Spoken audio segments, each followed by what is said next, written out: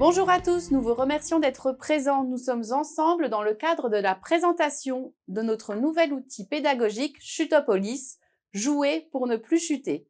Je me présente, je suis Audrey Vinet, je suis cadre du pôle de réadaptation au Centre de médecine physique et de réadaptation Bretenier à Héricourt, en Haute-Saône. Je suis Marion Beach, ergothérapeute au sein du pôle de réadaptation et j'utilise Chutopolis de façon hebdomadaire depuis 2017.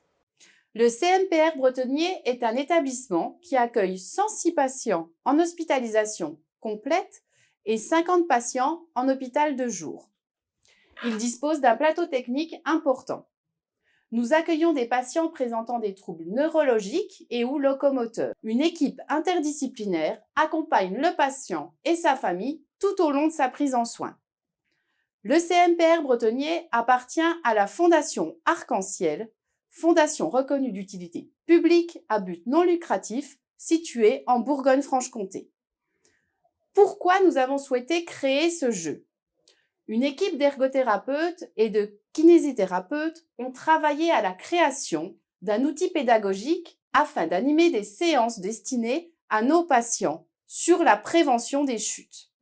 Nous avons réfléchi à ce jeu car en France, cela représente à peu près 400 000 personnes par an qui sont victimes de chutes accidentelles. Jusqu'en 2020, c'est la première cause de mortalité chez les personnes de plus de 65 ans. Donc le but était vraiment de créer une animation de prévention pour rendre les patients acteurs et pouvoir ancrer les informations grâce à cet outil pédagogique. Le principe du jeu. Ce sont des élèves infirmiers qui circulent dans la ville de Chutopolis. Les habitants sont étourdis et ont la particularité de tomber régulièrement. Donc c'est ensemble, à l'aide des différents participants au jeu, que nous allons trouver une solution pour éviter les chutes. Chutopolis, c'est un outil pédagogique, comme je vous l'expliquais, destiné aux professionnels de la santé. Il sert à animer des ateliers de prévention des chutes auprès de différents publics, notamment dans les SSR, dans les EHPAD, dans les CCAS, dans les CARSAT, dans les maisons de quartier, au niveau des plateformes de répit des accompagnants, au niveau des foyers de vie, finalement, partout où l'on reçoit du public. Chutopolis permet aussi de sensibiliser les professionnels et les étudiants, car tous les acteurs du maintien à domicile peuvent être confrontés à cette réalité. Qui peut participer à cet outil pédagogique, à cette heure de prévention ? Eh bien, toutes les personnes en situation de handicap, les personnes vulnérables, les personnes âgées, les personnes fragiles, pour qui il est indispensable de prévenir le risque de chute. Et qui peut animer ce temps de prévention ? Eh bien, écoutez, ça peut être des animateurs, des aides-soignants et surtout, bientôt vous.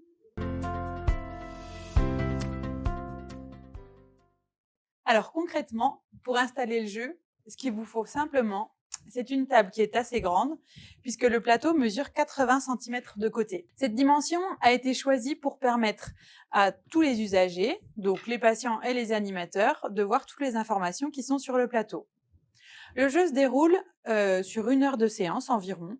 On accueille entre 2 et 12 patients qui vont jouer soit en individuel, soit en équipe. On conseille aussi qu'il y ait 1 ou 2 animateurs. Les animateurs vont gérer le temps de jeu, relancer la parole si c'est nécessaire. Avant de commencer Chutopolis, on fait un tour de table où on va demander aux patients s'ils ont déjà chuté, si c'est habituel pour eux et si oui, dans quelles conditions. Cela nous permet de leur proposer les cartes les plus adaptées à leurs problématiques. Chaque équipe va être représentée par une ambulance en bois pour se déplacer dans la ville. Tour à tour, les usagers vont lancer un dé. Ce dé est plus grand que la norme afin de répondre aux problématiques de troubles de la vision et de préhension fine. Les usagers vont s'arrêter sur des cases maison, où l'animateur leur posera des questions, ou sur des cases astuces. Le plateau de Chutopolis n'indique pas quelle carte prendre. C'est l'animateur qui va décider en fonction du public qu'il accueille ce jour-là. Les personnes vont recevoir des certifications s'ils donnent une bonne réponse, des pansements si la réponse est incomplète et des pilules si une autre équipe leur a demandé de l'aide. Les cartes questions vont être sur les thématiques qui concernent le domicile. La maison, le salon, la salle de bain, le jardin, les sorties extérieures et la cuisine. Il y a également une thématique sur l'hygiène de vie, donc on aborde l'alimentation, la forme physique, l'hydratation. La catégorie astuces, quant à elle, porte sur tous les thèmes de la vie quotidienne. Il y a par exemple un rappel des numéros d'urgence. Je vais vous montrer un exemple de carte. Par exemple, je vais vous en lire une. Henri était seul à la maison et s'est retrouvé à terre. Il vous appelle car il n'arrive pas à se relever. Pourriez-vous lui donner les étapes pour se relever seul du sol? À ce moment-là, on invite les usagers à répondre à la question. Mais comme vous le voyez, la réponse est complètement décrite sur la partie colorée de la carte, juste sous la question. Cela permet à toute personne d'animer le jeu. Il y a aussi un intérêt que chaque professionnel apporte ses connaissances lors des réponses. Les cartes peuvent donner des réponses avec des éléments concrets comme celle-ci pour faire un mouvement, mais également des informations pour aménager le domicile ou des petites astuces auxquelles il faut penser pour éviter de chuter. Si vous le souhaitez, il est possible de calculer les points de chaque équipe.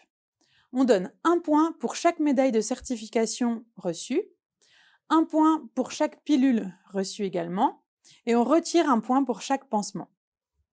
Pour nous, Chutopolis, c'est donc un outil indispensable parce qu'il sensibilise durablement les patients à la problématique des chutes. En effet, ils expérimentent eux-mêmes la recherche de réponses. Ce n'est pas un atelier théorique qui est calqué à tous les usagers. Ils retiennent donc beaucoup mieux les informations qu'ils découvrent ensemble. Cet outil ouvre des portes d'amélioration au niveau du lieu de vie et s'intègre facilement au niveau du parcours de soins. Par exemple, au CMPR, nous le mettons en place de façon hebdomadaire avec nos patients d'hospitalisation complète et d'hospitalisation de jour. Il est également valorisé au niveau du PMSI puisque c'est un atelier thérapeutique. Chutopolis, c'est un jeu que nous avons voulu éco-responsable lors de sa création.